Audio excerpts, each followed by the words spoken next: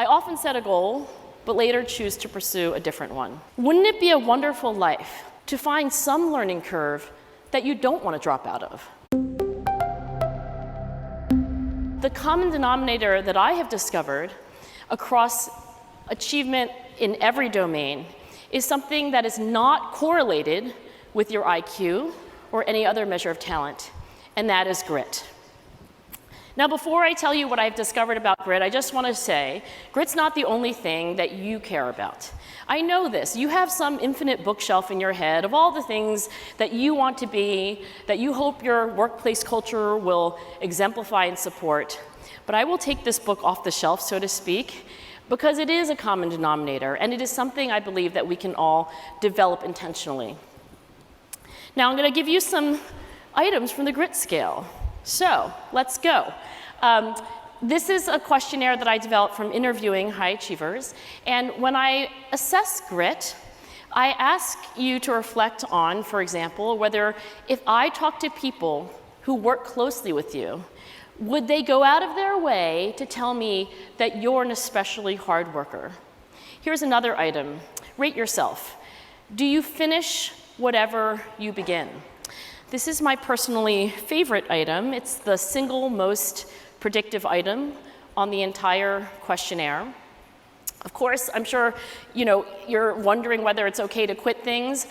Absolutely, I think it's important to quit things, but I think there is a bias in people with grit not to quit. They will quit, but they kind of hate to do it, okay? So these are two items from the perseverance subscale of the overall grit scale. And you say yes, you get a higher perseverance score, you get a higher overall grit score. Now I'm going to show you two more items, and they are from the passion subscale. And I have to warn you, they're reverse scored. So the more you say yes, the lower your passion subscore, the lower your grit score. Okay, for example, I have difficulty maintaining my focus on projects that take more than a few months to complete. Here's another reverse scored item. I often set a goal, but later choose to pursue a different one. Now, this passion that I talk about, and since we're all here together in person, which I love, I want to explain that it's not so much intensity that I have found to be remarkable about high achievers in terms of their passion. It's about their consistency. It's not like, oh, hey, I just pulled 3 all-nighters. To which I say, you should get more sleep. It's really about, I get up again, and I get up again, and I get up again, and I get up again. And when I get up, I am still devoted with enthusiasm, with real authenticity to this purpose, which I think is important enough for me to keep going. So not intensity, like fireworks, but stamina, like you're running a marathon. So what is grit? Grit is perseverance and passion for especially long-term goals. And I think this is what's true about grit and why I continue to admire people like Michael who are, grit paragons and grit fans. It's not that I think you should stick with anything that you started, but it is this. And again, I tell my own daughters this. Wouldn't it be a wonderful life to find some learning curve that you don't want to drop out of? Wouldn't it be a wonderful thing in your life, whether or not you win a Nobel Prize, to achieve excellence, to achieve your potential? And to do that, you need not only high quantity, but high quality practice. What is a growth mindset? A growth mindset is a theory. It's a theory about human nature. If you have a growth mindset, you believe that people in fundamental ways can change, that you can even get smarter. Now, I'm going to confess to you that when I started to learn about growth mindset myself, it was, as I said, 20 plus years ago. I began collaborating with folks at Stanford, which is where Carol is now as a professor, and we would be having these meetings, and we'd be looking at like a table from a paper, and my colleague James would say, oh, Angela, table 2, I don't really understand that. Can you help me get smarter? And I would always just have to like pause. I'm like, did he just say get smarter? I'm like, oh, you want me to explain table 2? Yeah, well, this is table 2. And he would say it over and over again, and so would Carol. And then I figured out they were trying to get me not to have a fixed mindset. What's a fixed mindset? A fixed mindset is someone who says, what? Did you just say you get smarter? Did you just say you could like fundamentally change?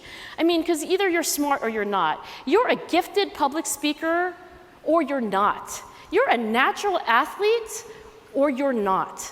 A fixed mindset is also a theory. It is also a theory of human nature. And that theory says that in fundamental ways, people don't change. Now, something that Carol taught me early in our relationship is that, surprisingly to me, it doesn't really matter which one you have when everything's going great. Getting straight A's, you're the prom queen or the prom king, everything's coming up roses. Fixed mindset's fine. But what happens on the bad days? What happens when you give a talk and it doesn't go well? What happens when you hold a meeting and nothing turned out the way you thought it would? On days of challenge, on days of setback, on days of failure, you have a rational reason to get up again if you have a growth mindset. Because a growth mindset tells you that whatever happened, you can learn from it, and you can grow from it, and you will be stronger for it. That's what a growth mindset is. That's why I think it's one of the most important discoveries in the history of psychology. Let me share with you a story of an Olympic swimmer. He was interviewed by scientists at the University of Chicago. It was a study of world-class achievers. He was one of 120 subjects. And he was already retired. He had already, Olympic medals, et cetera. Here's a story he told. When I was 11, I wanted to bag it because I was doing very badly. My dad at that point did something that was very important. He said, if you want to quit, that's fine, but I don't want you to quit simply because you're losing.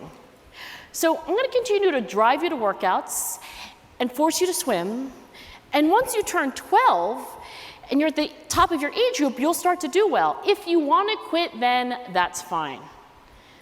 Now, the scientists at the University of Chicago were a little freaked out by this part of the interview. They asked a ton of follow-up questions like, so it sounds like your parents forced you to become a professional swimmer against your will when you were 11.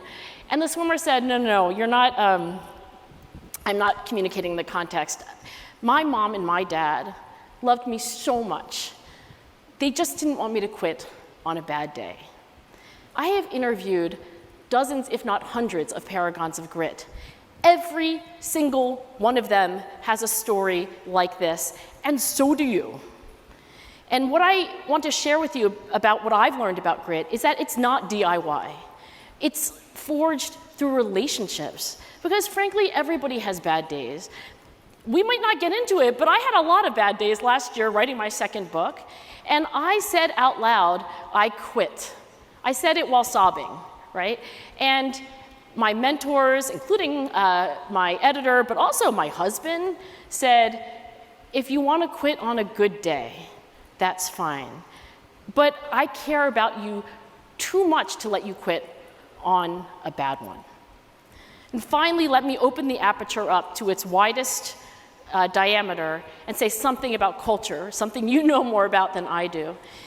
In the country of Finland, it's a very small country, there are fewer Finns than there are New Yorkers.